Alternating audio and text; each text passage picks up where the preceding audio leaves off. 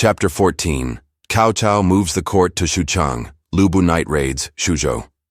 The last chapter closed with the arrival of Liu Bei, who shouted out falsely that the army was that of the two arch-rebels Li Jue and Guosi, come to capture the imperial cavalcade. But Yang Feng recognized the voice of Liu Bei and bade Xu Huang go out to fight him. Xu Huang went, and in the first bout, the traitor fell. The White Wave rebels scattered, and the travelers got safely through Zhiguan Hills. Here the governor of Henai, Zhang Yang, supplied them plentifully with food and other necessaries, and escorted the emperor to Zhidao. For his timely help, the emperor conferred upon Zhang Yang the rank of a grand commander. Yang Feng moved his army to the northeast of Luoyang and camped at Yewang. Capital Luoyang was presently entered. Within the walls all was destruction. The palaces and halls had been burned. The streets were overgrown with grass and brambles and obstructed by heaps of ruins. The palaces and courts were represented by broken roofs and toppling walls. A small palace, however, was soon built, and therein the officers of court presented their congratulations, standing in the open air among thorn hushes and brambles. The reign style was changed from prosperous stability to rebuilt tranquility, the first year, AD 196. The year was grievous with famine. The Luoyang people, even reduced in numbers as they were to a few hundreds, had not enough to eat, and they prowled about stripping the bark off trees and grubbing up the roots of plants to satisfy their starving hunger. Officers of the government of all but the highest ranks went out into the country to gather fuel. Many people were crushed by the falling walls of burned houses. At no time during the decadence of Han did misery press harder than at this period. A poem written in pity for the sufferings of that time says, "Mortally wounded, the white serpent poured forth its lifeblood at Mangdang Hills. Blood-red pennons of war waved then in every quarter. Chieftain with chieftain strove and raided each other's borders. Midst the turmoil and strife the kingship even was threatened. Wickedness stalks in a country when the king is a weakling. Brigandage always is rife. When a dynasty's failing, had one a heart of iron, wholly devoid of feeling. Yet would one surely grieve at the sight of such desolation." Imperial Guardian. Yang Biao memorialized the throne, saying, "The decree issued to me some time ago has never been acted upon. Now Cao Cao is very strong in the east of Xuchang Mountains, and it would be well to associate him in the government that he might support the ruling house." The emperor replied, "There was no need to refer to the matter again. Send a messenger when you will." So the decree went forth, and a messenger bore it into the east of Xuchang. Now when Cao Cao had heard that the court had returned to capital Luoyang, he called together his advisers to consult. Guan Yu laid the matter before Cao Cao and the council thus. 800 years ago, Duke Wen of Jin supported Prince Xiang of the declining Zhou dynasty, and all the feudal lords backed Duke Wen. The founder of the Hans, Liu Bei, won the popular favor by wearing mourning for Emperor Yi of Chu. Now Emperor Xian has been a fugitive on the dusty roads. To take the lead in offering an army to restore him to honor is to have an unrivaled opportunity to win universal regard. But you must act quickly, or someone will get in before you. Cao Cao understood, and at once prepared his army to move. Just at this moment, an imperial messenger was announced with the very command Cao Cao wanted, and Cao Cao immediately set out. At Luoyang everything was desolate. The walls had fallen, and there were no means of rebuilding them, while rumors and reports of the coming of Li Jue and Guosi kept up a state of constant anxiety. The frightened emperor spoke with Yang Feng, saying, "What can be done? There is no answer from the east of Xuchang, and our enemies are near." Then Yang Feng and Han Xian said, "We, your ministers, will fight to the death for you." But Dongcheng said, "The fortifications are weak and our military resources small, so that we cannot hope for victory. And what does defeat mean? I see nothing better to propose than a move into the east of Xuchang Mountains." The emperor agreed to this, and the journey began without further preparation. There being few horses, the officers of the court had to march afoot. Hardly a bowshot outside the gate, they saw a thick cloud of dust out of which came all the clash and clamor of an advancing army. The emperor and his consort were dumb with fear. Then appeared a horseman. He was the messenger returning from the east of Xuchang Mountains. He rode up to the chariot, made an obeisance, and said, "General Cao Cao, as commanded, is coming with all the military force of the east of Xuchang. But hearing that Li Jue and Guosi had again approached the capital, he has sent Shi Hudun in advance. With Shi Hudun are many capable leaders and 50,000 of proved soldiers. They will guard your majesty. All fear was swept away. Soon after Xia Hudun and his staff arrived. Xia Hudun, Shuchu, and Dian Wei were presented to the emperor, who graciously addressed them. Then one came to say a large army was approaching from the east, and at the emperor's command, Xia Hudun went to ascertain who these were. He soon returned, saying they were Cao Cao's infantry. In a short time, Cao Hong, Li Dian, and Yue Jin came to the imperial chariot, and their names having been duly communicated. Cao Hong said, "When my brother, Cao Cao, heard of the approach of the rebels, he feared that the advance guard he had sent might be too weak, so he sent me to march quickly for reinforcement." "General Cao Cao is indeed a trusty servant," said the emperor. Orders were given to advance, Cao Hong leading the escort. By and by, scouts came to say that the rebels were coming up very quickly. The emperor bade Xia Hudun divide his force into two parts to oppose them. Xia Hudun and Cao Hong's armies threw out two wings with cavalry in front and foot behind. They attacked with vigor and beat off the Li Jue and Guosi's rebels with severe loss of 10,000. Then, Xia Hudun and Cao Hong begged the emperor to return to Luoyang, and Xia Hudun guarded the city. Next day, Cao Cao came with his great army, and having got them duly camped, he went into the city to audience. He knelt at the foot of the steps, but was called up hither to stand beside the emperor and be thanked. Cao Cao replied, "Having been the recipient of great bounty, thy servant owes the state much gratitude. The measure of evil of the two rebels is full. I have 200,000 of good soldiers to oppose them, and those soldiers are fully equal to securing the safety of your majesty and the throne. The preservation of the state sacrifice is the matter of real moment." High honors were conferred on Cao Cao. He was appointed commander of capital district, minister of war, and granted military insignia. The two rebels, Li Jue and Guosi, wished to attack Cao Cao's army while fatigued from its long march. But their advisor, Jia Shu, opposed this, saying, "There was no hope of victory. He has both strong soldiers and brave leaders. Submission may bring us amnesty." Li Jue was angry at the suggestion, crying, "Do you wish to dishearten the army?" And he drew his sword on Jia Shu. But the other officers interceded and saved the advisor. That same night, Jia Shu stole out of the camp and, quite alone, took his way home to his native village. Soon the rebels decided to offer battle. In reply, Cao Cao sent out Shuchu, Cao Ren, and Dian Wei with 300 horse. These three leaders dashed into the rebels' army but quickly retired. This maneuver was repeated, and again repeated before the real battle array was formed. Then Li Xian and Li Bei, nephews of Li Jue, rode out. At once from Cao Cao's side dashed out Shuchu and cut down Li Xian. Li Bei was so startled that he fell out of the saddle. He too was slain. The victor Shuchu rode back to his own side with the two heads. When Shuchu offered them to the chief, Cao Cao patted him on the back, crying, "You are really my fan kuai." Next, a general move forward was made, Xia Hudun and Cao Hong leading the two wings and Cao Cao in the center. They advanced to the roll of the drum. The rebels fell back before them and presently fled. They pursued, Cao Cao himself leading, sword in hand. The slaughter went on till night. 10,000s were killed, and many more surrendered. Li Jue and Guosi went west, flying in panic like dogs from a falling house. Having no place of refuge, they took to the hills and hid among the brushwood. Cao Cao's army returned and camped again near the capital. Then Yang Feng and Han Xian said one to another, "This Cao Cao has done a great service, and he will be the man in power. There will be no place for us." So they represented to the emperor that they wished to pursue the rebels, and under this excuse withdrew their army and camped at Daliang. One day the emperor sent to summon Cao Cao to audience. The messenger was called in. Cao Cao noticed that the messenger looked remarkably well and could not understand it, seeing that everyone else looked hungry and famine-stricken. So Cao Cao said, "You look plump and well, sir. How do you manage it?" "Only this. I have lived meager for 30 years. Cao Cao nodded. "What office do you hold?" "I am a graduate recommended for filial piety and honesty.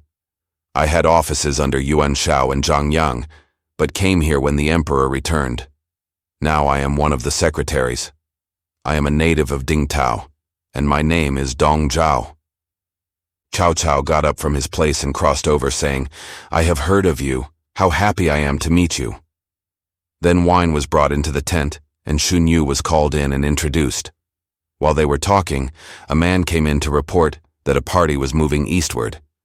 Cao Cao ordered to find out whose people these were, but Dong Zhao knew at once. They are old leaders under the rebels, Yang Feng and the White Wave General Han Xian. They are running off because you have come, illustrious sir. Do they mistrust me? Said Cao Cao. They are not worthy of your attention. They are a poor lot. What of this departure of Li Jue and Guosi? Tigers without claws, birds without wings. They will not escape you very long. They are not worth thinking about. Cao Cao saw that he and his guest had much in common, so he began to talk of affairs of state.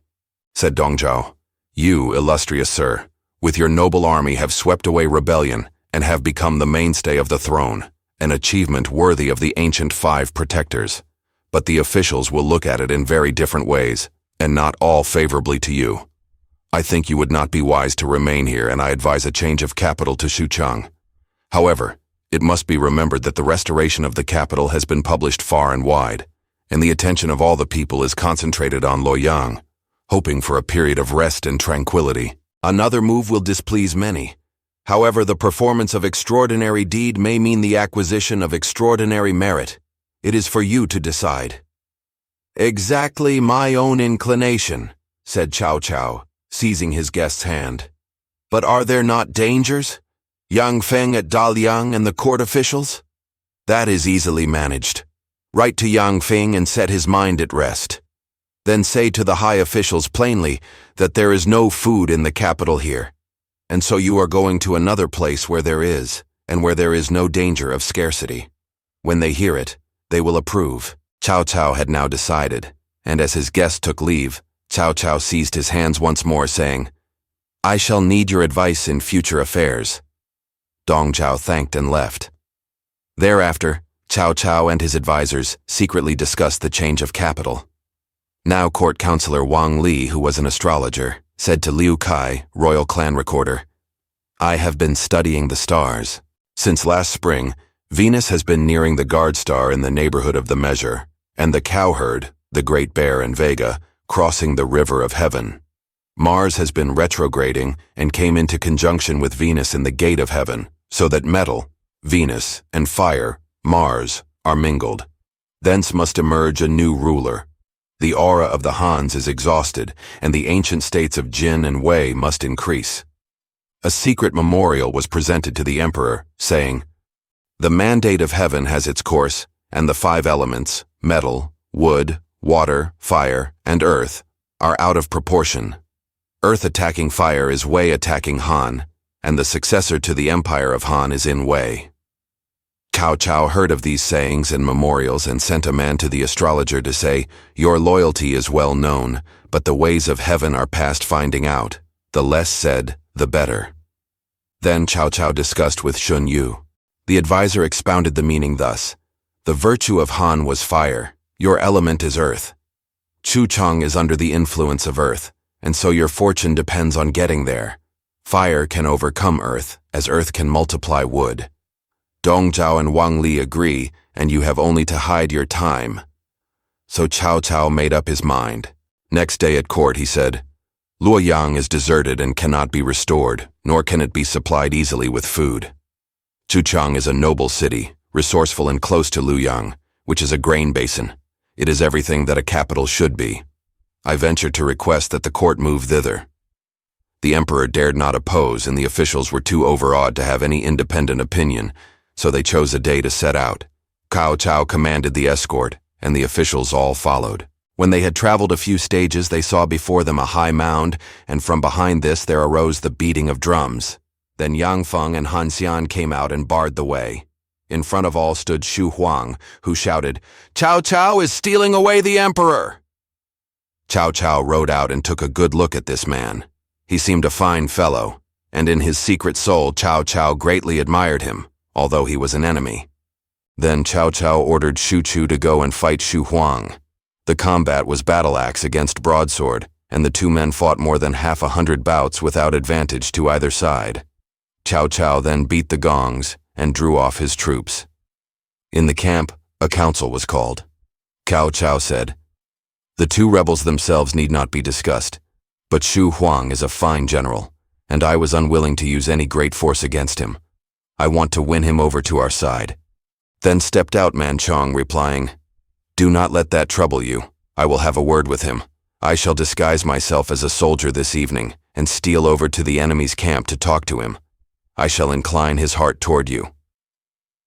That night, Man Chong, duly disguised, got over to the other side and made his way to the tent of Xu Huang, who sat there by the light of a candle. Xu Huang was still wearing his coat of mail. Suddenly, Man Chong ran out in front and saluted, saying, "You have been well since we parted, old friend?" Xu Huang jumped up in surprise, gazed into the face of the speaker a long time, and presently said, "What? You are Man Chong of Shanyang? What are you doing here?"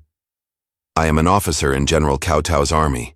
Seeing my old friend out in front of the army today, I wanted to say a word to him, so I took the risk of stealing in this evening, and here I am." Xu Huang invited Man Chong in, and they sat down. Then said Man Chong, "There are very few as bold as you on the earth. Why then do you serve such as your present chiefs, Yang Feng and Han Xian? My master is the most prominent man in the world, a man who delights in wise people and appreciates soldiers, as everyone knows.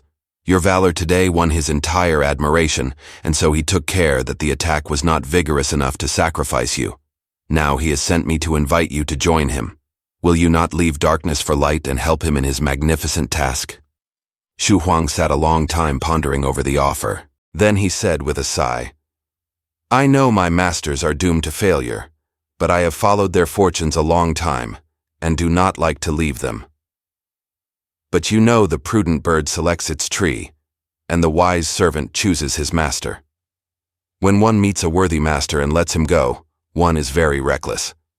I am willing to do what you say," said Xu Huang, rising. "Why not put these two to death as an introductory gift?" said Man Chong. "It is very wrong for a servant to slay his master. I will not do that." "True, you are really a good man." Then Xu Huang, taking only a few horsemen of his own men with him, left that night and deserted to Cao Cao.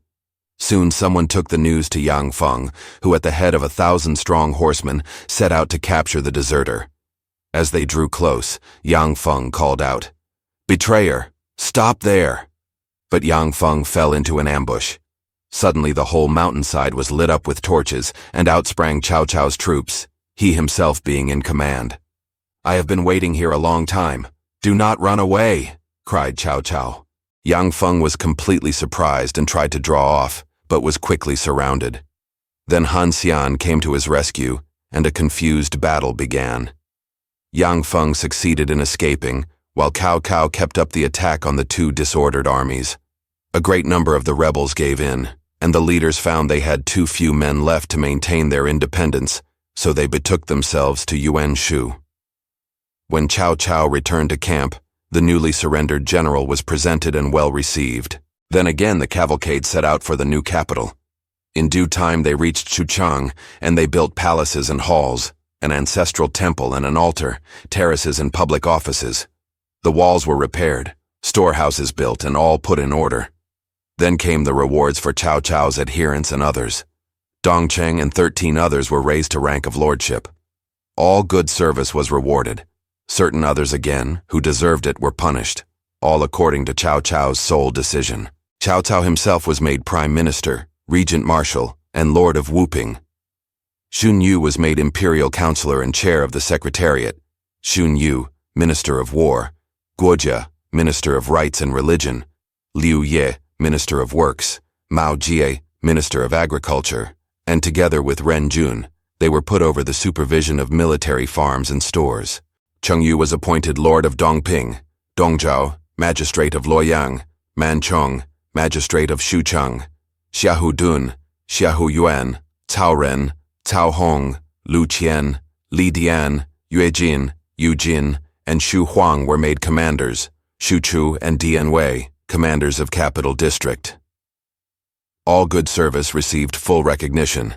Cao Cao was then the one man of the court. All memorials went first to him and were then submitted to the throne. When state matters were in order, Cao Cao gave a great banquet in his private quarters to all his advisors, and affairs outside the capital were the subject of discussion. Then Cao Cao said, "Liu Bei has his army at Xuzhou, and he carries on the administration of the region. Lu Bu fled to Liu Bei when defeated, and Liu Bei gave Lu Bu Xiaopei to live in. If these two agreed to join forces and attack, my position would be most serious. What precautions can be taken?" Then rose Shu Chu, saying, "Give me 50,000 of picked soldiers, and I will give the Prime Minister both their heads." Xun Yu said, "O leader, you are brave, but we must consider the present circumstance. We cannot start a sudden war just as the capital has been changed. However, there is a certain ruse known as rival tigers and one prey. Liu Bei has no decree authorizing him to govern the region. You, Sir Prime Minister, can procure one for him, and when sending it, and so conferring upon him right in addition to his might, you can enclose a private note telling him to get rid of Lu Bu. If he does, then he will have lost a vigorous warrior from his side, and he could be dealt with as occasions serve. Should he fail, then Lu Bu will slay him. This is rival tigers and one prey ruse. They wrangle and bite each other." Cao Cao agreed that this was a good plan, so he memorialized for the formal appointment, which he sent to Liu Bei. Liu Bei was created general who conquers the east, lord of Yicheng, and imperial protector of Xuzhou as well. At the same time, a private note was enclosed. In Xuzhou, when Liu Bei heard of the change of capital, he began to prepare a congratulatory address. In the midst of this, an imperial messenger was announced, and was met with all ceremony outside the gate. When the epistle had been reverently received, a banquet was prepared for the messenger. The messenger said, "This decree was obtained for you by Prime Minister Cao Cao." Liu Bei thanked him. Then the messenger drew forth his secret letter. After reading it, Liu Bei said, "This matter can be easily arranged." The banquet over, and the messenger conducted to his lodging to seek repose. Liu Bei, before going to rest, called in his counselors to consider the letter. "There need be no compunction about putting him to death," said Zhang Fei. "Lu Bu is a bad man. But he came to me for protection in his weakness. How can I put him to death? That would be immoral," said Liu Bei. "If he was a good man, it would be difficult," replied Zhang Fei. Liu Bei would not consent. Next day, when Lu Bu came to offer congratulations, he was received as usual. He said, "I have come to felicitate you on the receipt of the imperial bounty." Liu Bei thanked him in due form. But then he saw Zhang Fei draw his sword and come up the hall as if to slay Lu Bu. Liu Bei hastily interfered and stopped Zhang Fei. Lu Bu was surprised and said, "Why do you wish to slay me, Zhang Fei?" "Cao Cao says you are immoral and tells my brother to kill you," shouted Zhang Fei. Liu Bei shouted again and again to Zhang Fei to go away, and he led Lu Bu into the private apartments out of the way. Then he told Lu Bu the whole story and showed him the secret letter. Lu Bu wept as he finished reading. "This is that miscreant's scheme for sowing discord between us." "Be not anxious, elder brother," said Liu Bei. "I pledge myself not to be guilty of such an infamous crime." Lu Bu again and again expressed his gratitude, and Liu Bei kept him for a time. They remained talking and drinking wine till late. Said Guan Yu and Zhang Fei later, "Why not kill him?" Liu Bei said, "Because Cao Cao fears that Lu Bu and I may attack him. He is trying to separate us and get us to swallow each other, while he steps in and takes the advantage. Is there any other reason?" Guan Yu nodded assent, but Zhang Fei said, "I want to get him out of the way lest he trouble us later." "That is not what a nobleman should do," said his elder brother.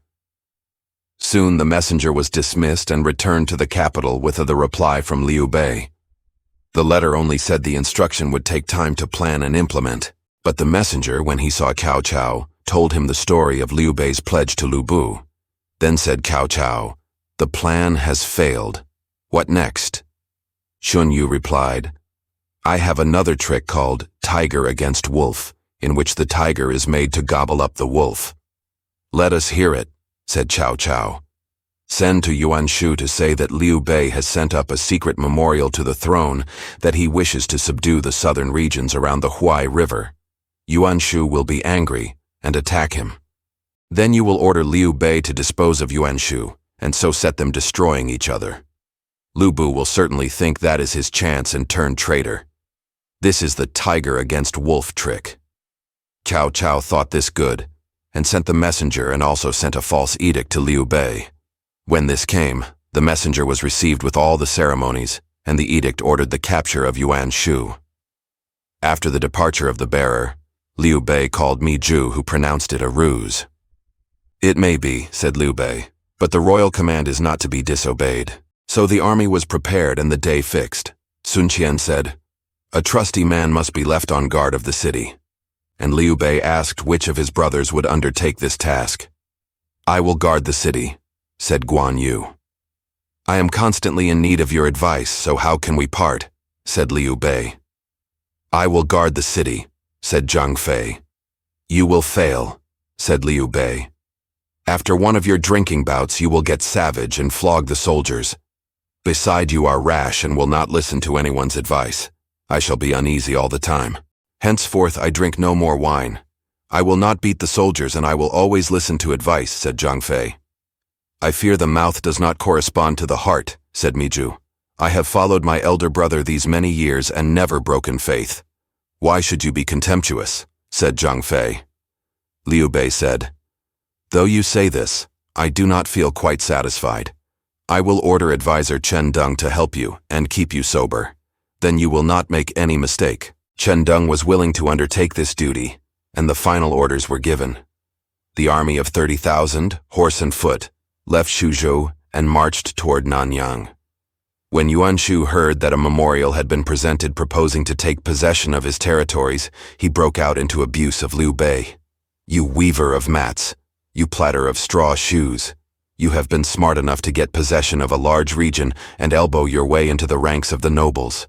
I was just going to attack you and now you dare to scheme against me. How I detest you." So Yuan Shu at once gave orders to prepare an army of 100,000, under Zhuge Liang, to attack Xuzhou.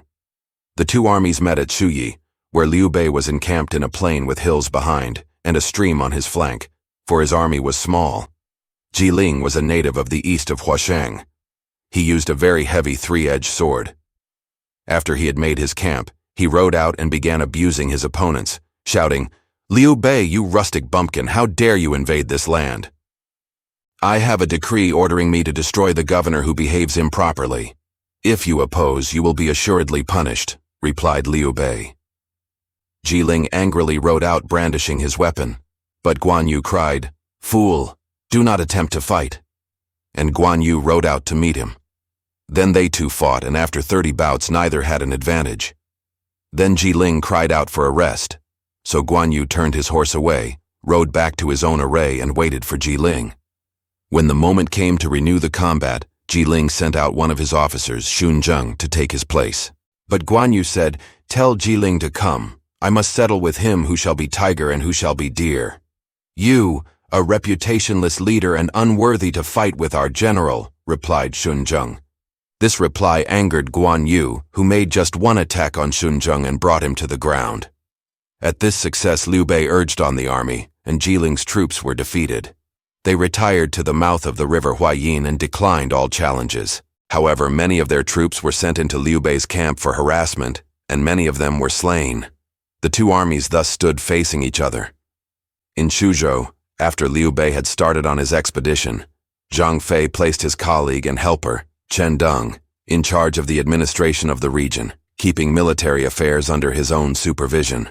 After thinking over the matter or some time, he gave a banquet to all the military officers. When they were all seated, he made a speech. "Before my brother left, he bade me keep clear of the wine cup for fear of accidents. Now, gentlemen, you may drink deep today, but from tomorrow wine is forbidden, for we must keep the city safe. So take your fill." And with this, he and all his guests rose to drink together. The wine-bearer came to Cao Cao, who declined it, saying, "I never drink as I am forbidden of heaven." "What? A fighting man does not drink wine?" said the host. "I want you to take just one cup." Cao Cao was afraid to offend, so he drank. Now Zhang Fei drank huge goblets with all his guests on every hand, and so swallowed a huge quantity of liquor. He became quite intoxicated. Yet he would drink more and insisted on a cup with every guest. It came to the turn of Cao Cao, who declined. "Really, I cannot drink," said Cao Cao. "You drank just now. Why refuse this time?" Zhang Fei pressed him, but still Cao Cao resisted. Then Zhang Fei in his drunken madness lost control of his temper and said, "If you disobey the orders of your general, you shall be beaten 100 strokes." And he called in his guards. Here Chen Deng interfered, reminding him of the strict injunctions of his brother. "You civilians attend to your civil business and leave us alone," said Zhang Fei. The only way of escape for the guest was to beg remission, and Cao Cao did so, saying, "Sir, if you saw my son-in-law's face, you would pardon me." "Who is your son-in-law?" "Liu Bei. I did not mean to have you really beaten. But if you think to frighten me with Liu Bei, I will. I will beat you as if I was beating him," said Zhang Fei. "Bah." The guests interposed to beg him off, but their drunken host was obdurate, and the unhappy guest received 50 blows. Then at the earnest prayers of the others, the remainder of the punishment was remitted. The banquet came to an end, and the beaten Cao Cao went away burning with resentment. That night he sent a letter to Xiao Pei relating the insults he had received from Zhang Fei. The letter told Liu Bei of Liu Bei's absence and proposed that a sudden raid should be made that very night before Zhang Fei had recovered from his drunken fit. Liu Bei at once summoned Chen Gong and told him, "Xiao Pei is only a place to occupy temporarily," said Chen Gong. "If you can seize Xuzhou, do so. It is a good chance." Liu Bei got ready at once and soon on the way with 500 cavalrymen, ordering Chen Gong and Gao Shun to follow him with the main body. Xiao Pei being only about 15 miles away, Liu Bei was under the walls at the 4th watch. It was clear moonlight. No one on the ramparts saw him. Liu Bei came up close to the wall and called out, "Liu Bei's secret messenger has arrived." The guards on the wall were Cao Cao's people, and they called him. Cao Cao came, and when he saw who was there, he ordered the gates to be opened. Liu Bei gave the secret signal, and the soldiers entered shouting. Zhang Fei was in his apartment sleeping off the fumes of wine. His servants hastened to arouse him and told him an enemy had got the gates open. They said, "Liu Bei got in, and there is fighting in the city." Zhang Fei savagely got into his armor and laid hold of his mighty serpent halberd. But as he was mounting his horse at the gate, the attacking soldiers came up. He rushed at them, but being still half intoxicated, made but a poor fight. Liu Bei, knowing Zhang Fei's prowess, did not press him hard, and Zhang Fei made his way with 18 leading guards of Yan to the east gate, and there went out, leaving Liu Bei's family to their fate. Cao Cao, seeing Zhang Fei had but a very small force and was still half drunk as well, came in pursuit. Zhang Fei saw who it was and was mad with rage. He galloped toward Cao Cao and drove him off after a few passes. He followed Cao Cao to the moat and wounded him in the back. Cao Cao's frightened steed carried its master into the moat, and he was drowned. Once well outside the city, Zhang Fei collected his troops, and they rode off toward the south direction. Liu Bei, having surprised the city, set himself to restore order. He put a guard over the residence of Liu Bei so that no one should disturb the family. Zhang Fei with his few followers went to his brother's camp at Shuyi and told his story of treachery and surprise. All were greatly distressed. "Success is not worth rejoicing over. Failure is not worth grieving over," said Liu Bei with a sigh. "Where are our sisters?" asked Guan Yu. "They shared the fate of the city." Liu Bei nodded his head and was silent. Guan Yu with an effort controlled his reproaches and said, "What did you say when you promised to guard the city, and what orders did our brother give you? Now the city is lost, and therewith our sisters-in-law. Have you done well?" Zhang Fei was overwhelmed by remorse. He drew his sword to kill himself. Zhang Fei's fate will be told in the next chapter. Thanks for watching. Please like the video and subscribe to the channel for more excellent content.